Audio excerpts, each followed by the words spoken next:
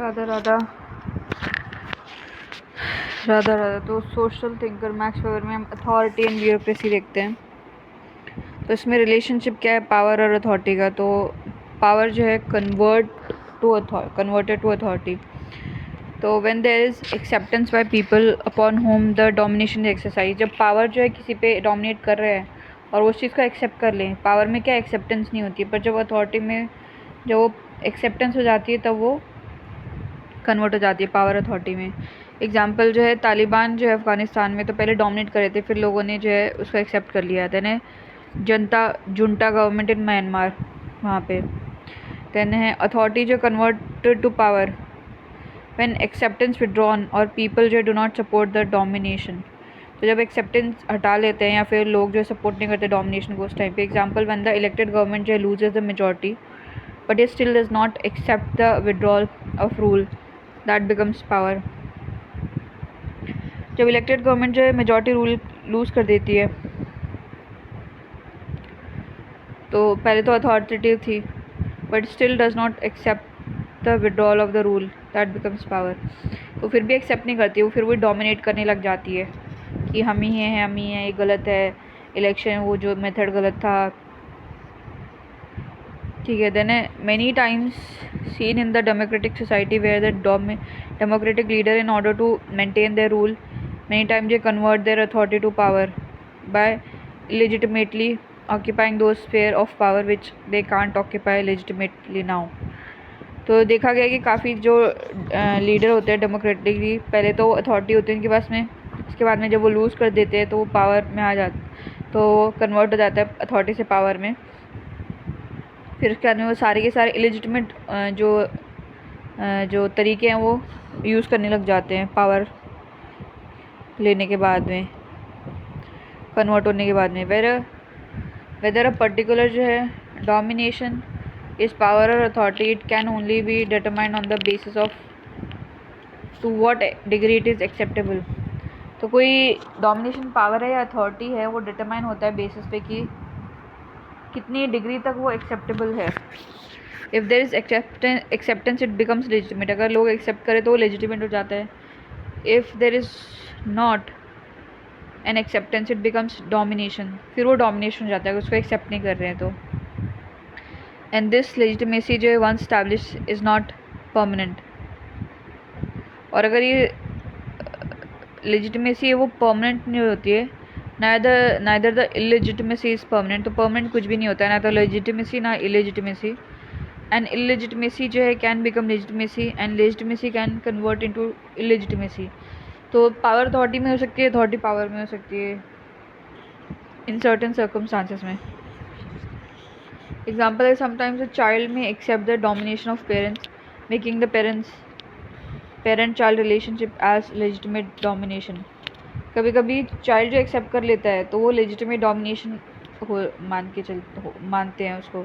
But sometimes the child may rebel and in such circumstances the domination if at all then exercise would be power legitimate. और कभी कभी क्या होता है कि बच्चा जो होता है ना वो मानता ही नहीं है मतलब डोमिनेशन को, तो उस टाइम पे अगर डोमिनेशन अगर एक्सरसाइज हो भी रहा है ना तो वो इलेजिटिमेट माना जाएगा।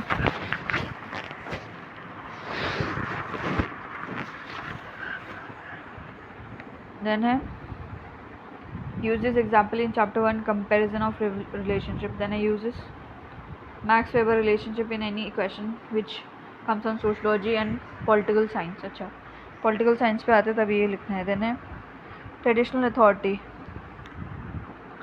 तो मीनिंग क्या है? Traditional authority according to Max Weber is authority which is based upon beliefs that follow me because you father follow me।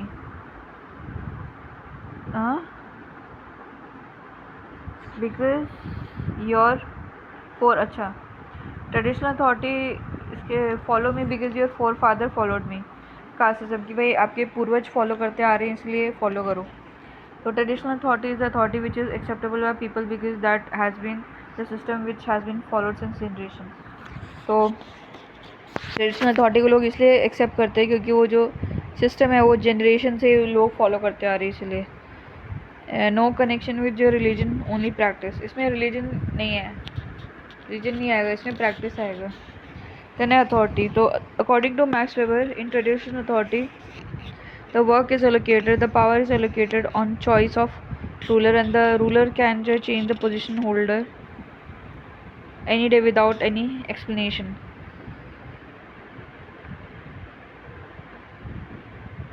तो ट्रेडिशनल अथॉरिटी में क्या होता है कि काम दे दिया जाता है, पावर दे दी जाती है on choice of the ruler. जो भी रूल करे ना उसके मर्जी पे उसको जो जिसको काम देना है दे देगा, जिसको पावर देनी है दे देगा,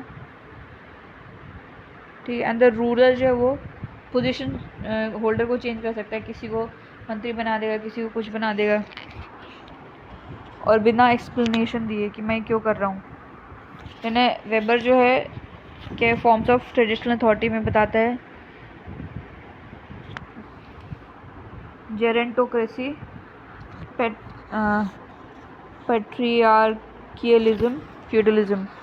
तो इसमें क्या है कि जेरेंटोक्रेसी में रूल बाय एल्डर्स, ठीक है, बिकॉज ऑफ ट्रेडिशन। तो जेंडर न्यूट्रल होता है, ये माँ भी हो सकती, मतलब फीमेल मेल दोनों हो सकते हैं। यानी patriarchy, rule by patriarch, joint family में होता है तो मेल मेंबर ओनली। अच्छा, यानी फ्यूडलिज्म में किंग जो है रूल करेगा इनडायरेक्टली, तो कॉन्ट्रैक्चुअल रिलेशनशिप होता है between the Lord and the Kings, तो वैसल हो जाएगा। यानी सब्टल फॉर्म ऑफ ब्यूरोक्रेसी होती है इसमें। Then Weber says traditional authority is the authority where people जो accept the authority only because that has been accepted by their forefathers, and this is how the authority has been accepted in a particular society. तो traditional authority कोई क्यों accept करता है, क्योंकि उनके four fathers ने accept करी थी, और इसी तरीके से जो अथॉरिटी पर्टिकुलर सोसाइटी में एक्सेप्ट होती है, क्योंकि दादा परदादा फॉलो करते आ रहे उस चीज़ को, इसलिए। देन है कैरिज्मेटिक अथॉरिटी। तो इसमें क्या है, जनरल में एक्सेप्शनल पावर होती है इसमें, ठीक है। Charismatic authority is the authority where it is believe people have exceptional power. यहाँ पे लगता है, बिलीव किया जाता है कि लोग उसके पास में बहुत ज़्यादा पावर है, एक्सेप्शनली पावर है। तो वेबर जो है, follow me I can change your life, कि मैं तुम्हारी ज़िंदगी बदल दूंगा। Then charismatic authority is the authority which one carries where people opine that this person has exceptional power. तो इसमें क्या है, लोगों को लगता है इस आदमी के पास बहुत एक्सेप्शनल पावर है। Now whether that person has exceptional power और not, it is not important, the belief of the people is important. अब उसके पास में एक्सेप्शनल पावर है कि नहीं है, वो ज़्यादा वो इम्पॉर्टेंट नहीं है, पर लोगों का बिलीफ जो है, उसका विश्वास, वो ज़्यादा इम्पॉर्टेंट है। तो according to Max Weber, the charismatic authority is not depending upon exceptional ability of a person, rather than authority is dependent upon the follower. तो उसकी एक्सेप्शनल जो एबिलिटी पे नहीं डिपेंड करता है, पर वो जो फॉलोअर पे डिपेंड करता है। If the follower believe that the leader has exceptional power, that person yields a charismatic authority. अगर लोगों को लगता है इसके पास में है पावर, तो वो एक्सेप्शनल अथॉरिटी यील्ड करता है। Then charismatic authority is a revolutionary force. तो रेवोल्यूशन लेके आ जाता है फोर्स, ठीक है। It is internal revolution force, revolutionary force, as it can change the thought process. तो ये क्या, इंटरनल रेवोल्यूशन लेके आ जाता है, क्योंकि ये थॉट प्रोसेस को चेंज कर देता है। एग्जाम्पल जो है बिरसा मुंडा। तो लोगों को लगा इसके पास में एक्सेप्शनल पावर है कि नहीं है, पर ये कि लगा ये एक्सेप्शनल पावर है, ये हमारा जो है दुख तकलीफ है उसको हटा देगा। तो ये थॉट प्रोसेस चेंज हो जाता है। वेबर जो pines however charismatic authority is short lived, because once the leader dies there is the possibility that the charismatic authority may fall। तो ये शॉर्ट लिव्ड होती है, क्योंकि जब लीडर मर जाएगा उसके बाद में क्या है कि अथॉरिटी गिर जाएगी। After the death of the charismatic leader there are 3 possibilities which Weber highlight. तो डेथ के बाद में 3 पॉसिबिलिटीज़ हैं। एक तो complete death of the charismatic authority happens, कि पूरी डेथ ही मतलब कंप्लीट डेथ हो जाएगी अथॉरिटी की, या फिर conversion of charismatic authority into traditional authority, या फिर रैशनल लीगल अथॉरिटी। तो जो करिज्मेटिक अथॉरिटी है तो वो ट्रेडिशनल अथॉरिटी में हो जाए या फिर रैशनल लीगल में हो जाए।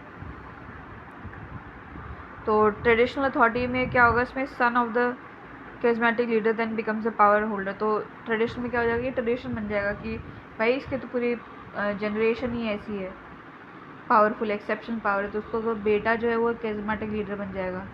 Then charismatic authority to rational legal authority, इसमें क्या हो जाएगा, after the death of charismatic leader a trust could be formed in order to organise the activity present in that society और ऑर्गेनाइजेशन। कोई trust बना देंगे, कोई मतलब ऑर्गेनाइजेशन बना देंगे कि जो सोसाइटी में जो भी काम हो रहा है उसको ऑर्गेनाइज करने के लिए। तो example, after the death of Puttaparthi Sai Baba, the entire organization largely now was run on the basis of bureaucratic principle। तो अभी जो है वो ब्यूरोक्रेटिक प्रिंसिपल पे चलता है वो। तो इसमें क्या रैशनल आ जाता है, रैशनैलिटी आ गई ना इसमें, पर उसके नाम पे अभी भी वो चलेगा। देन है death of a charismatic leader जो है did not lead to death of the charismatic authority, rather it leads to routinization of charisma। तो डेथ से जो है इसकी अथॉरिटी का डेथ नहीं होता, रैदर जो है वो रूटनाइजेशन हो जाता है, मतलब दूसरे रूटनाइजेशन ऑफ करिज्मा मीन्स करिज्मेटिक जो authority rather than dying down or rather than converting to any other form of authority, the charisma gets transferred to some other leader। बस इसमें बस लीडर में ही चला जाता है, जैसे बाप के बाद में बेटा, फिर उसका बेटा, इस तरीके से रूटनाइजेशन मतलब दूसरा रूट ले लेता है, उसमें कोई दूसरा अथॉरिटी का फॉर्म नहीं आता, बस उसमें वो ट्रांसफ़र हो जाता है।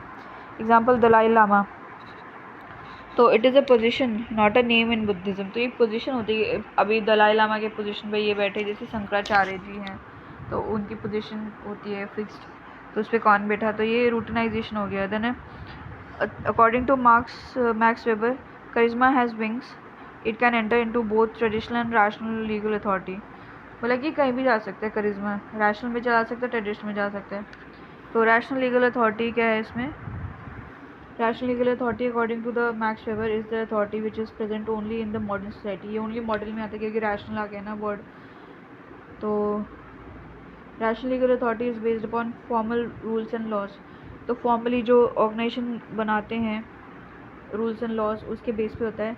Here the authority is with the position not with any person. तो जो पोजीशन पे बैठता है ना, जो भी काउंसिल ऑफ मिनिस्टर्स या भी हैं, प्राइम मिनिस्टर है, तो ये पोजीशन है, तो जो भी पोजीशन है उनके पास में है, ना कि किसी पर्सन के पास में। ये नहीं कि मोदी के पास में ही रहेगा, जब तक वो पीएम है तभी तक रहेगा। The authority is with the position, a person's authority is accepted here because he occupies a given position and that position yields power because it is backed by rules and regulation। तो authority जो है position के साथ होती है, और एक person के पास में अथॉरिटी इसलिए होती है कि वो पर्टिकुलर पोजीशन पे बैठा है। तो वो जो पोजीशन है वो ही पावर यील्ड करती है, क्योंकि वो जो पोजीशन है वो it is backed by rules and regulation. Example PM, CM, DM. तो this rational legal authority seen in form of bureaucracy.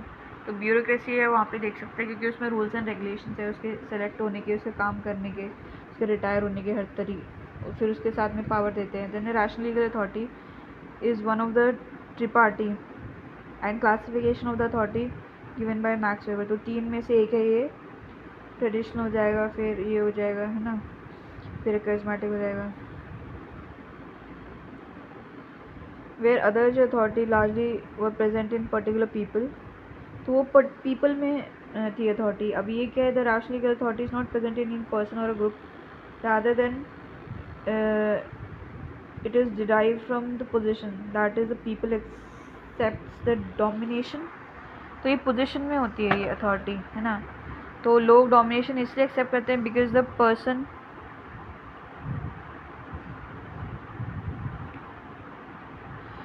Person is occupying a particular position।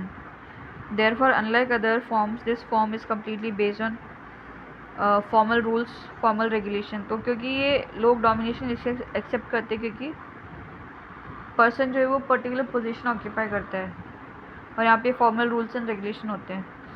The manifestation of this rational legal authority according to Max Weber is found in the modern society in the operation of bureaucracy. तो bureaucracy हम देख सकते हैं rational legal authority then Max Weber is called the father of bureaucracy, इसको father बोलते हैं। Then all the content you are going to study is relevant for GS second bureaucracy and democracy, ठीक है। Then bureaucracy देखते हैं क्या है। तो ब्यूरोक्रेसी का फीचर क्या है, one of the most primary feature of bureaucracy highlighted by Max Weber is that bureaucracy operates in an hierarchical manner, इसमें हायरार्की होती है।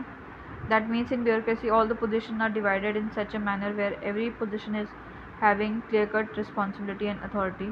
तो जितनी पोजीशन है उसको ऐसे डिवाइड किया कि सभी की क्लियर कट होती है कि भाई तुम्हारा ये काम है, तुम्हारी ये रिस्पॉन्सिबिलिटी है, अथॉरिटी है। coupled with this the top most position in the hierarchy exercise the ultimate power, जो सबसे टॉप पे है वो सबके उसके पास सबसे ज़्यादा पावर है।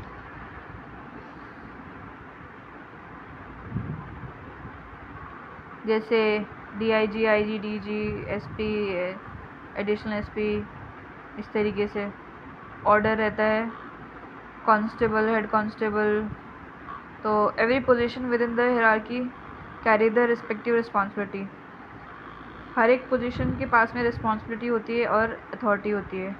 Eight the same time ultimate power जो है lies in the head of the hierarchy, सबसे ज़्यादा पावर जो है जो हेड है उसके पास होगी। तो bureaucracy operates on the principle of order, तो इसमें ऑर्डर होता है। Where Weber highlighted that bureaucrats would not perform their function until unless they are order to do particular task. बोला कि ये ऑर्डर पे काम करते हैं, जब तक उनको ऑर्डर नहीं मिलेगा तब तक वो काम नहीं करेंगे। तो recruitment is on basis of merit, तो मेरिट के बेसिस पे सेलेक्ट होते हैं। देन है separation of public and private life इनकी अलग होती है, पब्लिक लाइफ अलग होती है। देन है span of control at every level of bureaucracy the number of people which comes below him are predetermined and fixed. तो हर एक लेवल पे जो नंबर हैं कि भाई इतनी वैकेंसी है वो फिक्स्ड रहती है, प्री डिटरमाइंड रहती है कि इतनी ही रहेगी और फिक्स रहेगी अकॉर्डिंग टू वेबर। कि भाई मतलब हेड कांस्टेबल के ऊपर हेड आएगा, फिर सब इंस्पेक्टर आएगा, फिर सर्कल का SHO आएगा, इस तरीके से वो फिक्स रहेगा। Then according to Weber since bureaucracy largely जो consist of expert people bureaucrats would misuse the power. तो ये एक्सपर्ट होते हैं तो ये क्या है, पावर का मिसयूज़ कर सकते हैं, वेबर बोल रहा है ऐसा। देन हाउ टू कंट्रोल, तो कैसे कंट्रोल करें। Weber believe that bureaucracy should be controlled by democratically elected representative. तो डेमोक्रेटिकली इलेक्टेड रिप्रेजेंटेटिव कौन है, अपने पार्लियामेंट में बैठते हैं, स्टेट लेजिस्लेचर में बैठते हैं, वो कंट्रोल करेंगे। वेबर एडवोकेटेड दैट ब्यूरोक्रेसी जो themselves can become power centres, तो पावर सेंटर बन सकते हैं। But how bureaucracy in modern society is required, पर क्या मॉडर्न सोसाइटी में इसका रिक्वायरमेंट है। As in modern society in order to ensure rationality and efficiency one needs to have this the organisation. तो modern society में rationality और क्या बोलते हैं एफिशिएंसी लाने के लिए ब्यूरोक्रेसी की ज़रूरत है। विद दीज कैरेक्टर्स, ठीक है, character 6 therefore bureaucracy is required but however in order to tackle the evils of bureaucracy weber is an article. बोला कि ब्यूरोक्रेसी की ज़रूरत है पर उसमें जो क्या बोलते हैं ईवल्स हैं उसको टैकल करने के लिए वेबर ने एक आर्टिकल लिखा। As vacation opined that the democratic elected leaders they should always head the bureaucratic organisation as the democratic elected leader would ensure the bureaucrats remain citizen friendly. तो वो ये MP MLA जो हैं वो ensure करेंगे कि भाई वो सिटीज़न फ्रेंडली हो, उनके ऊपर भी पावर होनी चाहिए। देन इसका इम्पैक्ट क्या होगा। Weber says in modern society efficiency can be only insured by bureaucracy, कि एफिशिएंसी जो ब्यूरोक्रेसी लेके आ सकते हैं। Weber at the same time he was not blind to the problem present in the bureaucracy and he advocate bureaucracy में have its positive but certain negative dimensions, कि भाई इसके पॉजिटिव नेगेटिव दोनों ही हैं। Where you advocated it creates a iron cage of rationality. तो बोला कि ये आयरन केज बना देता है रैशनैलिटी का। आयरन केज ऑफ रैशनैलिटी इसका मतलब क्या है, द ब्यूरोक्रेसी जो which in itself is manifestation of rationality get stuck in that cage of rationality in such a manner कि ब्यूरोक्रेसी जो है वो क्या मैनिफेस्ट करती है रैशनैलिटी की, भाई रैशनल है, लॉजिकली लेंगे, वो भी स्टक हो जाते हैं रैशनैलिटी में उस तरीके से दैट दे लार्जली जो operates purely on rational ground, कि वो रैशनली लॉजिकली हर चीज़ को लॉजिकली ऑपरेट करते हैं, विच भी sometimes can largely hurt the entire society. वो हर्ट कर सकते हैं, जैसे बैंक में कि पुअर को लोन नहीं देंगे पर जो क्या बोलते हैं रिच है उसको लोन दे देंगे ना, विजय माल्या को दे देंगे पर बाकी को नहीं देंगे। इसमें क्या है, weber says bureaucracy which in time in his time the result of rising rationality। तो वेबर क्या है, ब्यूरोक्रेसी जो है जो रैशनैलिटी बढ़ी थी उसका रिजल्ट है। But once fully establish they themselves become the base of violating the principle of rationality. पर वो एक बार खुद जब पूरा तरीके से स्टैब्लिश हो जाते हैं फिर वो खुद ही जो है रैशनैलिटी को वायलेट करने लगते हैं, क्योंकि उनके पास इतनी पावर जाती है। That the bureaucracy which in itself was the result of rising individualism in itself largely leads to death of individualism। तो इंडिविजुअलिज्म बढ़ने की वजह से ब्यूरोक्रेसी आई, तो फिर ब्यूरोक्रेसी फिर बाद में क्या होता है, इसकी वजह से ही जो इंडिविजुअलिज्म की डेथ होने लग जाती है कि इंडिविजुअल हम देखते ही नहीं है, सोसाइटी देखने लग जाते हैं। Weber says bureaucracy kill the creativity as bureaucracy becomes turn to work only on the basis of order and the day when the order are not present a bureaucrat cannot work। तो वो क्या creativity kill हो जाती है bureaucracy में, क्योंकि वो order पे काम करते हैं, जिस दिन ऑर्डर नहीं आएगा वो काम नहीं करेगा। तो decrease in creativity is the price which the modern society page for increase in productivity. तो प्रोडक्टिविटी बढ़ाने के चक्कर में क्या है कि क्रिएटिविटी ख़त्म होती जा रही है मॉडर्न सोसाइटी में। राधा राधा राधा राधा राधा राधा राधा राधा। तो हम देखते हैं सोशलॉजिकल थिंग मैक्स वेबर, इसमें ब्यूरोक्रेसी में देखेंगे और उसके साथ में प्रोटेस्टेंट एथिक्स भी देखेंगे एंड स्पिरिट ऑफ कैपिटलिज्म। तो ब्यूरोक्रेसी में क्या है, criticism of work of bureaucracy, work by criticism of working bye bureaucracy, जो काम करते हैं ना तो उसको क्रिटिसाइज़ कर रहे हैं। तो आर के मॉर्टन जो है लेटर्स रिचुअलिस्टिक, देन है कोजियर रेड टेपिज्म, देन है गोल्डनर जो है पर्सनालिटी कल्ट, देन है मैक्स वेबर जो है क्रिएटिविटी, देन है मॉस्का जो है कमांड ऑफ एलीट। तो आर के मॉर्टन सेज की bureaucracy follow the letter of law not spirit of law, कि वो स्पिरिट नहीं फॉलो करते, उन्हें लेटर फॉलो करते हैं। Lewis Coser advocate that there is red tapism in bureaucracy, red tapism रहता है। तो red tapism means stress on procedure, कि जो प्रोसीजर उसको फॉलो करो। File has to pass from each and every table, only then it would be largely considered as passed. तो हर एक टेबल से पास होनी चाहिए फाइल, तभी वो पास मानी जाएगी। And Gouldner says that bureaucracy जो है today operates on personality cult, bureaucrats today are not operating on the basis of law. तो पर्सनालिटी कल्ट के बेसिस पे ऑपरेट करती, ना कि लॉ के बेसिस पे।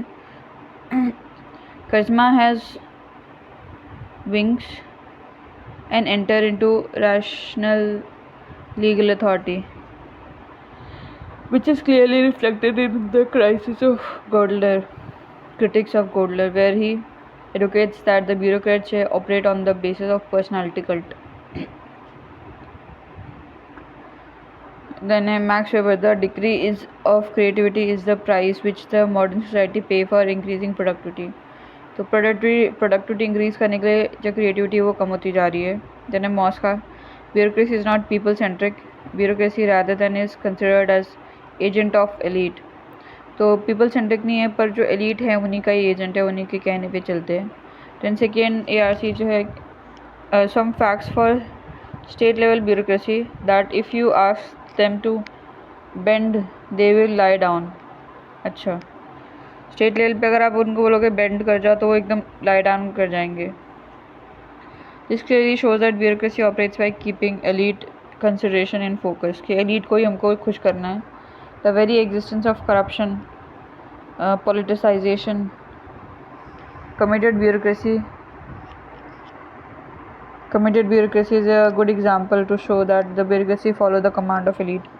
तो जो करप्शन है कि जो ऊपर वाले ने बोल दिया वही करना है, अगर वो कमांड नहीं फॉलो कर रहे हैं एलीट का, तो लॉ के हिसाब से चलेंगे।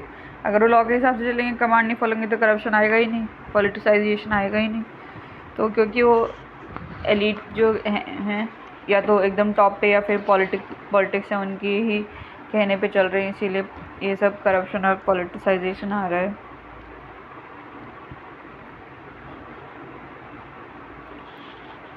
देन है इस ब्यूरोक्रेसी रेलिवेंट, तो इशू क्या है फंक्शनिंग में, एफिशिएंसी में, nature of society.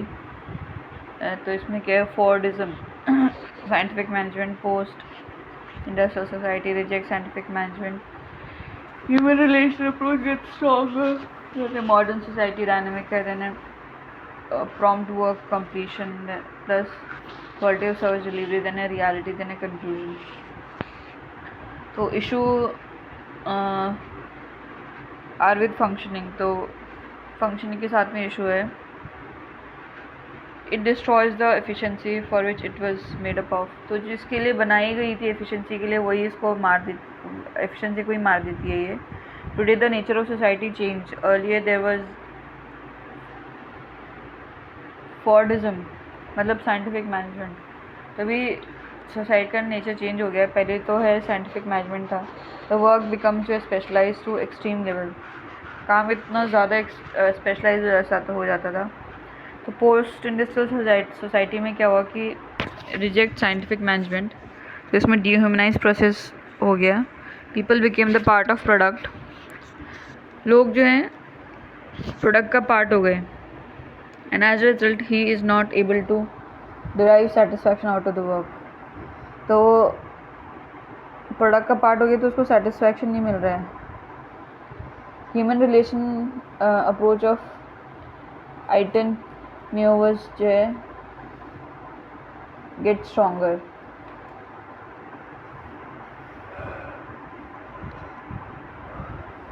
Human relation वो स्ट्रॉन्गर हो गया।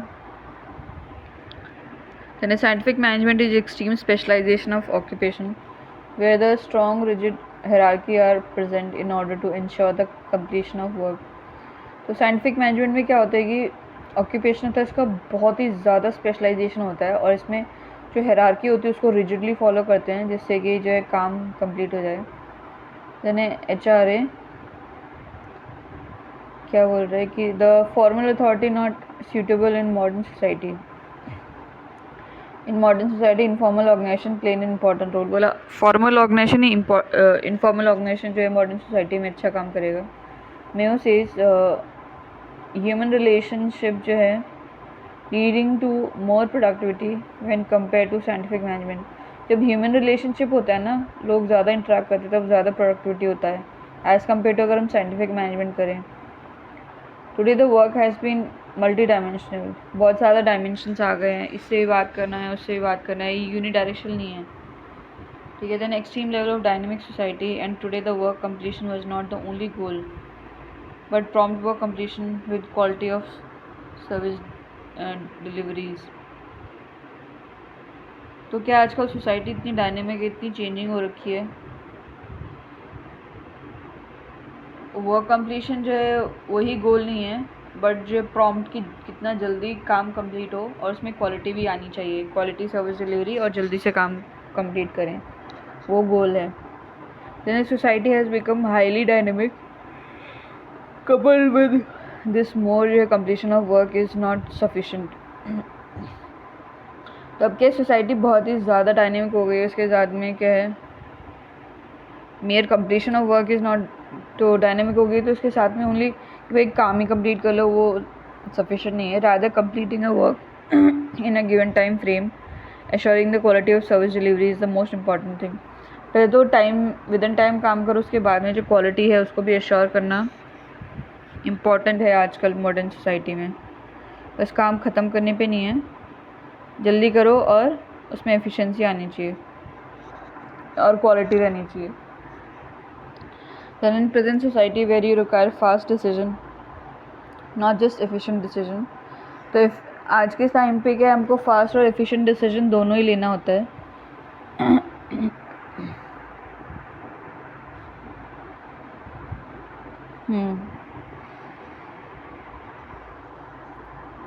As the efficiency of the decision in the modern society more determined upon the time in which the decision taken. तो efficiency क्या होती है कि कितने टाइम में जो है वो डिसीजन लिया गया है, वो है. देन है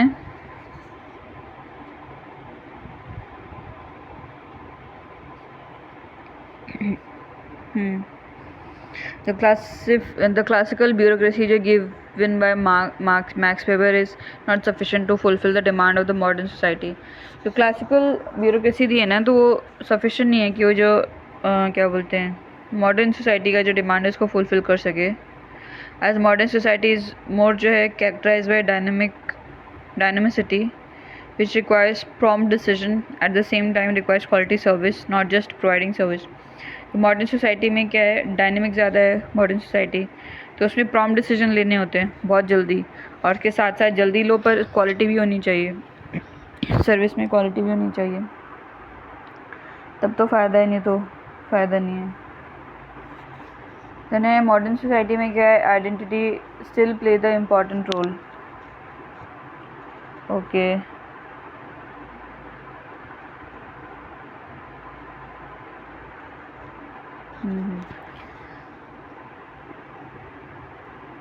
supporter of the bureaucracy जो advocates that the identity still influence one's action.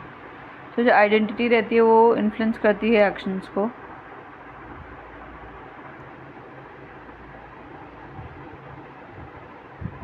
It is said that in modern society identity are not dead. Inequality exists on the basis of ascribed characteristics, and in such society bureaucracy becomes essential, functional prerequisite. तो modern society में identity ऐसा नहीं है कि मर गई, उसका कोई मतलब ही नहीं है. ब्यूरोक्रेसी ठीक है,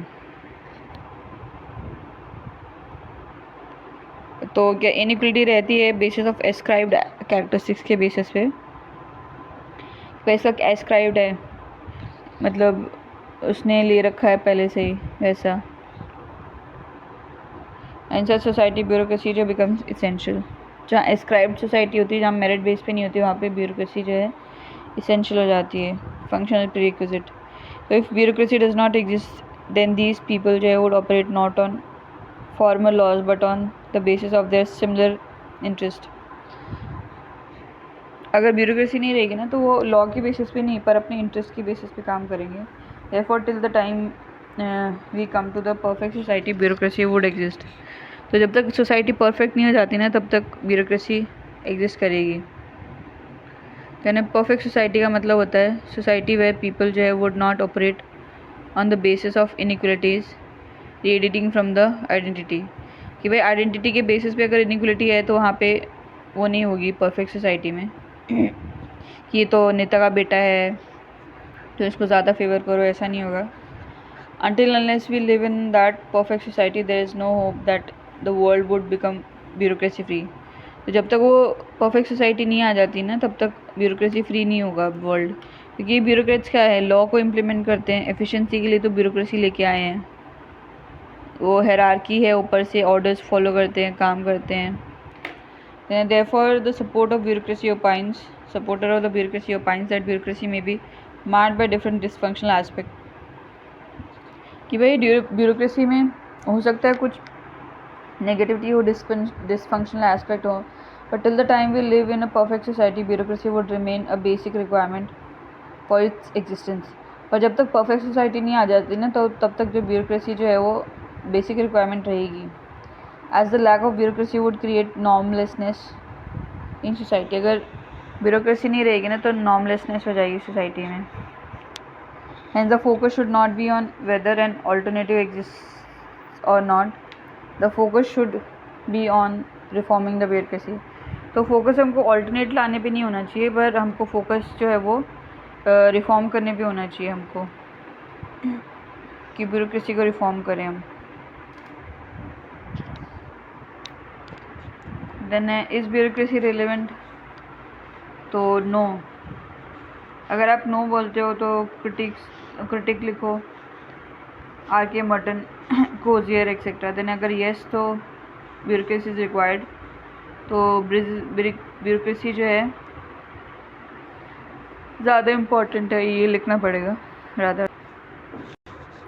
देन है critics of bureaucracy believe that today it is not capable enough.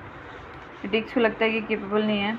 Bureaucracy is required as the modern society is still not free from identity. तो ब्यूरोक्रेसी इसलिए रिक्वायर्ड है क्योंकि आज तक जो है क्या बोलते हैं, सोसाइटी जो आइडेंटिटी से फ्री नहीं हुई है। Bureaucracy has become more important today rather than considering bureaucracy as irrelevant. तो आज के टाइम पे ब्यूरोक्रेसी ज़्यादा इम्पॉर्टेंट हो गई है इंस्टेड कि उसको इरेलीवेंट माने हम।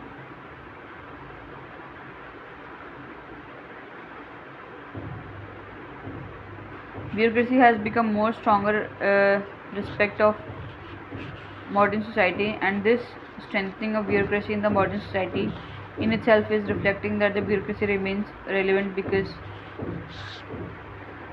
तो मॉडर्न सोसाइटी में ब्यूरोक्रेसी ज़्यादा स्ट्रांग हो गई है और ये जो स्ट्रेंथ हो रहा है ब्यूरोक्रेसी का, स्ट्रेंथनिंग हो रही है, वो खुद ही रिफ्लेक्ट करता है कि ब्यूरोक्रेसी जो है अभी भी रिलेवेंट है। Because if it would have been irrelevant then it would have been reduced but it spread other places also. अगर वो इरेलीवेंट हो जाती तो वो कम हो जाती, रिड्यूस हो जाती, पर क्या वो दूसरी जगह पे भी स्प्रेड हो गई है, अदर प्लेसेस ऑल्सो, है ना। देन है George Ritzer in his theory of McDonaldization, ये बोला है।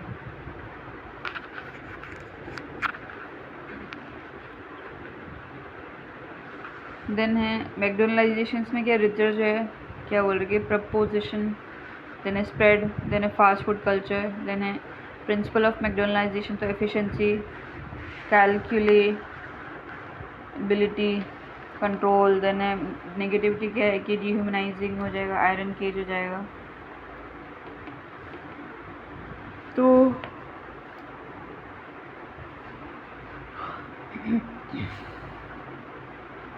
जॉर्ज रिचर जो है उन्होंने थ्योरी दी है मैकडोनलाइजेशन की। मैकडोनलाइजेशन क्या होता है, refers to spread of bureaucratic culture.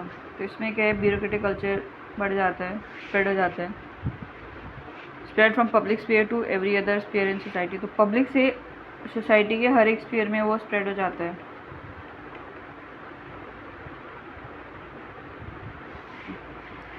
In this theory richer जो है रिचर्स preposition is that the bureaucratic feature have spread throughout the society।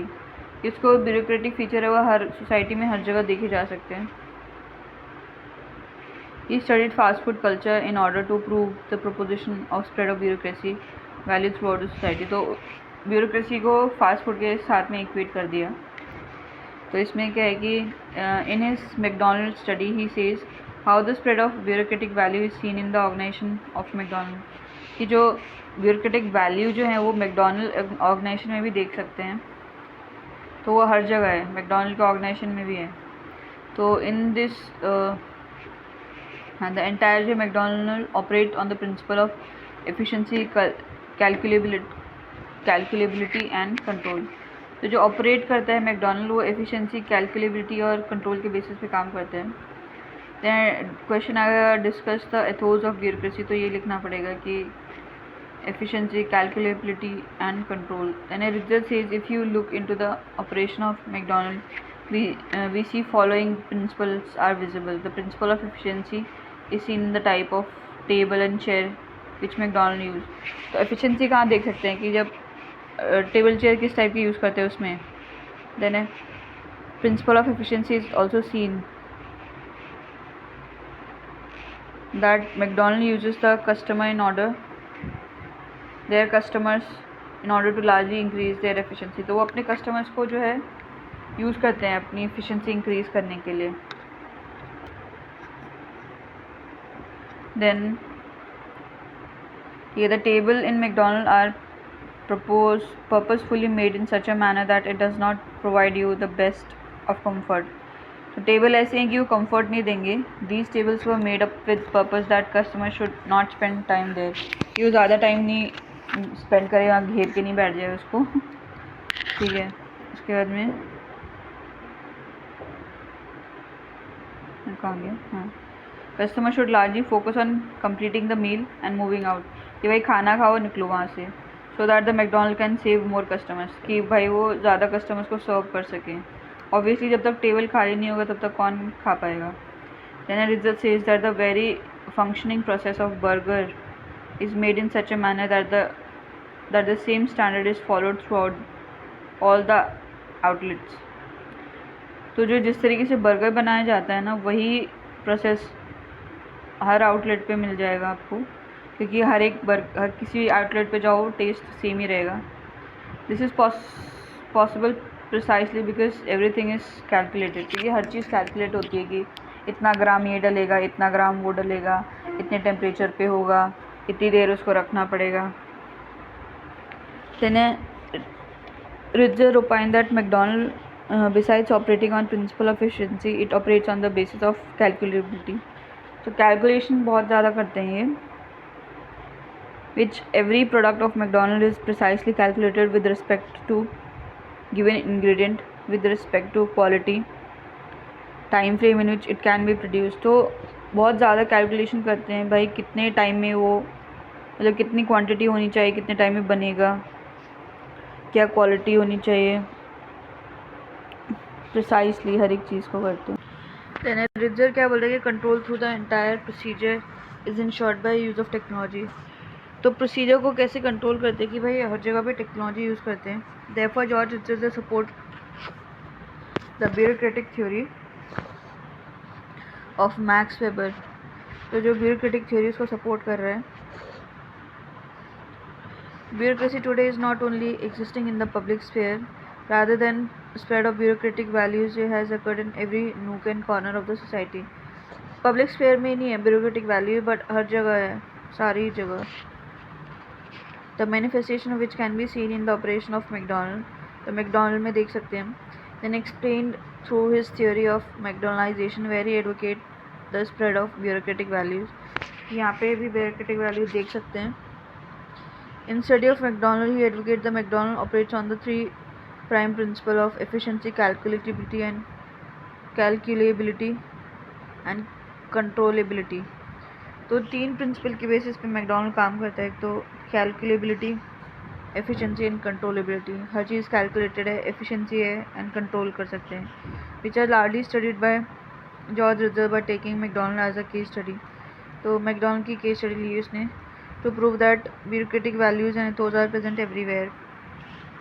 ये कुछ वैल्यूज़ हैं वो यहाँ पे भी हैं वहाँ पे भी हैं। तो then McDonald have impacted the experience of having food together।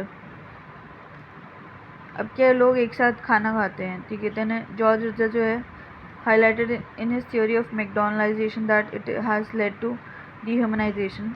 the entire work process has become dehumanized। तो बस आगे काउंटर पे ही आपको लोग दिखेंगे, बाकी का जो है वो सारा मशीन करती है। डिह्यूमनाइजेशन हो गया है। Dehumanisation means the human today have not control over their work. अच्छा मतलब सॉरी, इसमें क्या है कि ह्यूमन का जो है कंट्रोल नहीं अपने काम पे, सारी चीज़ें प्रिसाइज हैं। वो अपनी मर्जी से कुछ भी ज़्यादा कम नहीं डाल सकता कि ज़्यादा यीस्ट डाल दिया, ज़्यादा मसाले डाल दिए, ऐसा नहीं। उसका कंट्रोल नहीं है काम के ऊपर, है ना। तो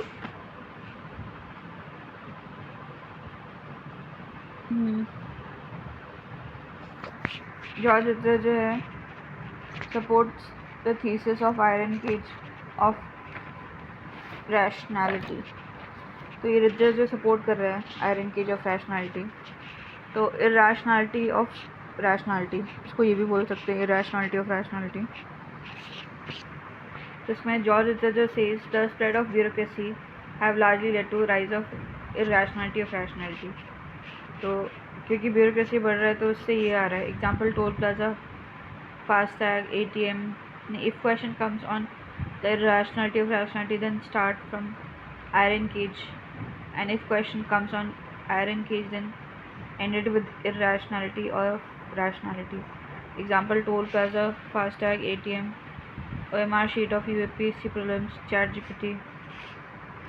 So these examples are clearly making us understand that modern McDonaldization जो indicate the spread of bureaucracy from 20th to 21st century, कि भाई ब्यूरोक्रेसी जो है स्प्रेड हो गई है 20 से 21st सेंचुरी में, है ना। और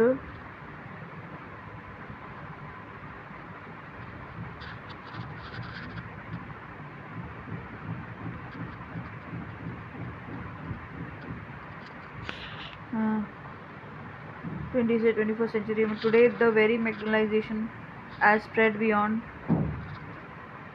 the restaurant और द IT इंडस्ट्री। तो ये रेस्टोरेंट IT इंडस्ट्री के बियॉन्ड ये वैल्यूज इसकी जा चुकी है। It has reach every family today as majority of the spare the principle of calculability efficiency and controllability are strongly emphasise and practice, क्योंकि हर जगह पे ये तीन जो हैं वो प्रैक्टिस की जाती हैं। Therefore looking into the theory of mechanization it can be clearly concluded that the bureaucracy remains not only relevant but it has become more important in contemporary time।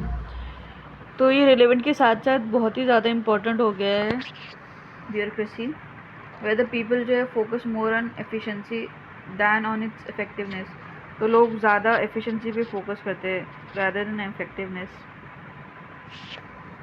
then है use this theory when question comes on relevance। then I use GS to governance, remove the name group reducer। Governance में इसको use करना है, ठीक है। Then reform, तो Max Weber जो है पॉलिटिक्स एज वोकेशन, तो मैक्स वेबर इन इस ऐसे जो है politics as vocation highlighted in order to ensure that the bureaucracy operates in a given principle the democratic representative control needs to be ensured over bureaucratic hierarchy। ये ensure करने के लिए कि भाई bureaucracy जो है जो उनके प्रिंसिपल दिए गए हैं उसी में काम करे, तो जो डेमोक्रेटिक रिप्रेजेंटेटिव हैं वो ब्यूरोक्रेसी को कंट्रोल करें, जो MPs हैं ये लोग कंट्रोल करें, because he is the only person who can ensure bureaucracy operates for the citizen needs. कि बस यही लोग हैं, क्योंकि लोग चुन के भेजे हैं इन लोगों को, तो ये इंश्योर करेंगे कि जिन्होंने हमको चुना है हम उनके साथ में अच्छा हो, कुछ गलत नहीं हो।